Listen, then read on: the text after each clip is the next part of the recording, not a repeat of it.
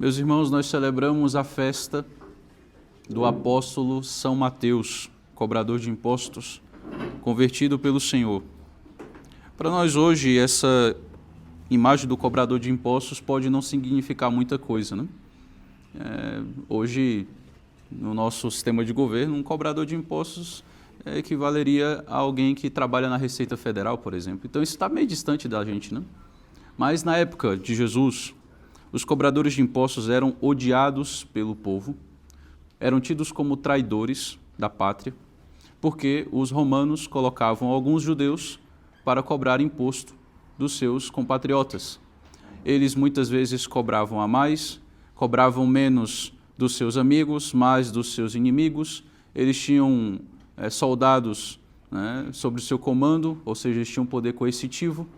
Enfim, eles eram detestados por todos os judeus. Assim era Mateus. Mateus estava sentado na coletoria de impostos. Essa expressão também diz muito. Lembremos da passagem do profeta Isaías. Um povo que estava nas trevas, um povo que andava nas trevas viu uma grande luz. Mas também existe uma expressão no próprio Evangelho de São Lucas, o povo que estava sentado na sombra da morte. Assim era a vida de São Mateus, antes de conhecer Jesus. Este estar sentado significa que ele está acomodado. Ele não está sofrendo com essa vida de pecado. Diferente do filho pródigo, né? O filho pródigo está lá querendo comer ração de porco e nem isso dão para ele. Ele está sofrendo. Aí ele cai em si por causa do sofrimento que ele está passando. Quantos empregados na casa do meu pai têm pão com fartura e eu aqui passando fome? Vou-me embora, vou para a casa do meu pai. Ele resolve voltar para casa, resolve voltar para Deus, né? Segundo a parábola, porque ele está sofrendo. Não é o caso de São Mateus. São Mateus estava muito bem, obrigado, com bastante dinheiro. Assim, os coletores de impostos tinham muito dinheiro, eram ricos, entendeu? E não estava pensando em mudar daquela vida, não estava pensando nisso. Né? Por isso, esse sentado, no pecado, de certa maneira, ele está assim, sentado, acomodado. Jesus disse-lhe, segue-me. Ele se levantou e seguiu. Por isso que a vocação de São Mateus, para mim, pessoalmente, eu digo, é tão impactante. Ele está perfeitamente acomodado ali. E o chamado de Jesus parece ser um chamado tão simples para ele. É diferente de São Pedro. Para São Pedro, Jesus faz uma pesca milagrosa, São Pedro fica espantado. Aí Jesus fala, olha, eu quero que você seja pescador de homens a partir de agora. Então, é diferente. Aqui não é simplesmente um segue-me, só isso. E Mateus, que está numa vida de pecado e muito mais acomodado, inclusive, do que São Pedro, né, o segue. Então, esse chamado de Mateus tem muito a nos dizer. Se São Mateus escutou esse segue-me de Jesus, que foi dito externamente, é porque antes ele já estava escutando esse segue-me de Jesus internamente. Como assim? O Salmo de hoje diz, seu som ressoa e se espalha em toda a terra. Esse som, essa palavra de Deus que vai ressoando por toda a terra, ressoa nos corações de cada um de nós. Existe uma palavra interna, Deus fala ao nosso coração constantemente, nós é que não escutamos. A homilia, por exemplo, uma pregação, quando você para ler a Sagrada Escritura, essa é a oportunidade que você, de alguma maneira, dá para Deus, né, de escutá-lo. Como assim? Existe essa palavra interna e essa palavra externa, uma vez que elas entram em sincronia, de certa maneira, aí você escuta Deus. Por isso que, às vezes, as pessoas estão ali, né, às vezes num grupo de oração, num momento de adoração, enfim, e elas escutam uma palavra ali e aquilo, de alguma maneira, toca profundamente. E ela resolve mudar de vida, resolve mudar, né, em algum aspecto na sua conversão. Por quê? Esta palavra externa entrou como que em sincronia com esta palavra interna, essa palavra que Deus está aí constantemente falando no seu coração. Então, o segue-me de Jesus externo, né, ele não está sozinho aqui. Ele vem acompanhado, com certeza, dessa palavra que é dita no coração de São Mateus. Segue-me, segue-me. É interessante porque Jesus diz que os apóstolos serão pescadores de homens. Jesus é o primeiro pescador de homens, né? Ele vai em busca dos seus apóstolos. E qual seria então o anzol, né, Qual seria o anzol que Jesus usa para pescar esses homens? Se você observar, na maioria dos chamados dos apóstolos que aparecem no Evangelho, o anzol que Jesus usa é o olhar. Né? Para São Bartolomeu ele diz, eu te vi quando você estava debaixo da figueira. Para São Pedro, ele olha para São Pedro, manda que ele se faça ao largo, ou seja, duque em alto, vai pescar.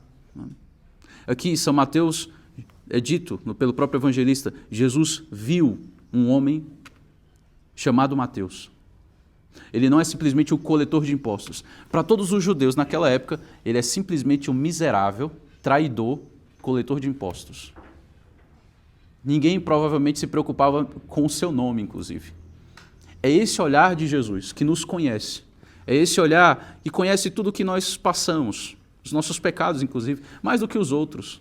Por mais que ele fosse um pecador público, Jesus conhece profundamente São Mateus, mais do que todas as outras pessoas. É esse olhar de Jesus para nós que, de fato, nos pesca. Padre, mas nós não temos Jesus aqui, bem na nossa frente, olhando para nós, para que nós sejamos, então, comovidos por isto e então sermos pescados por Ele. E aqui está, meus irmãos, a oração é esse momento em que nós nos permitimos ser olhados por Deus. Por isso a gente precisa da oração. Por isso a oração é essencial. É na oração que você se percebe olhado por Deus, visto por Deus. Deus sempre nos vê. Deus constantemente vê você. Como ele disse para São Bartolomeu, eu te vi quando estava debaixo da figueira. Eu te vi quando você estava ali sozinho, sem ninguém. Não sabemos bem o que São Bartolomeu estava fazendo debaixo da figueira. Existem especulações. Quando a gente chegar no céu, a gente pergunta para ele. Mas ele viu. Ele viu. E esse é o ponto. Alguém que realmente te conhece. Mais do que você mesmo, inclusive. Mais até do que você mesmo. E na oração, nós vamos então percebendo. Nós nos percebemos vistos por Deus. Esse Deus nos conhece. A Léxio Divina, é tão falada Léxio Divina nos nossos tempos, que se fala da leitura orante da palavra, ela não é um momento em que nós lemos o texto bíblico e então começamos a fazer reflexões sobre aquele texto. Começamos a dissecá-lo. Não. A Léxio Divina é, antes de tudo, um momento em que esta palavra me ilumina. Faça a Léxio Divina, entendendo que a Léxio é um relacionamento com essa palavra. A Léxio Divina é esse momento em que nós nos percebemos vistos, conhecidos por Deus. E isso vai transformando a nossa vida. É um momento em que a palavra nos ilumina. Não somos nós a olhar o texto e então racionalizá-lo dizendo, porque isto significa isso, porque tal coisa significa isso. No contexto da época era assim. A Léxio Divina é o momento em que você é iluminado por essa palavra e guarda essa palavra. Qual foi a palavra que te impactou no Evangelho de hoje? Não fique procurando, qual é o significado dela para mim. Só guarde a palavra. Como assim, padre? Memoriza. Só isso. É o segue-me. Memoriza isso. Só isso. Não, mas eu preciso fazer reflexões teológicas, filosóficas em cima do texto. Não faça isso. É diferente dos outros textos. Na meditação, na oração mental, você pega o texto ali, foi escrito por um santo, por algum autor espiritual, uma imitação de Cristo, por exemplo, e ali você começa a usar a sua inteligência para compreender aquelas verdades e aquela verdade iluminar a sua inteligência. Na Léxio Divina você não faz isso. Na Léxio Divina você é iluminado por essa palavra e você simplesmente guarda essa palavra. Assim, essa palavra ilumina a sua inteligência, vai iluminando, sabe? É como se você pegasse uma lâmpada e colocasse ali no quarto escuro. É simplesmente isso. Você não tem que destrinchar a lâmpada, ver como que ela funciona, não. Você só quer que ela ilumine o seu quarto escuro. Você só quer que ela ilumine a sua alma, é somente isso. A palavra do jeito que ela está. O segue-me de Jesus. Memorize esse segue-me. Jesus viu um homem chamado Mateus. Foi isso que te impactou? Guarde isso. Jesus viu um homem. Jesus me viu. Pronto, é isso. As pessoas fazem complicam muitas coisas em relação à Léxio Divina. Olha, porque tem esses passos aqui, Léxio, aí você é a meditácio, aí depois a orácio e a contemplácio. Aí as pessoas vão lá tentando explicar como que é isso e tudo mais. Essa estrutura, a Léxio Divina não é método. É, antes de tudo, um relacionamento com a palavra de Deus. Guarde a palavra e a palavra te guardará, dizia Santo Agostinho. Guarda a palavra e a palavra te guardará. Se perceba visto, conhecido por Deus, uma vez que você guarda essa palavra. Não fique fazendo reflexões.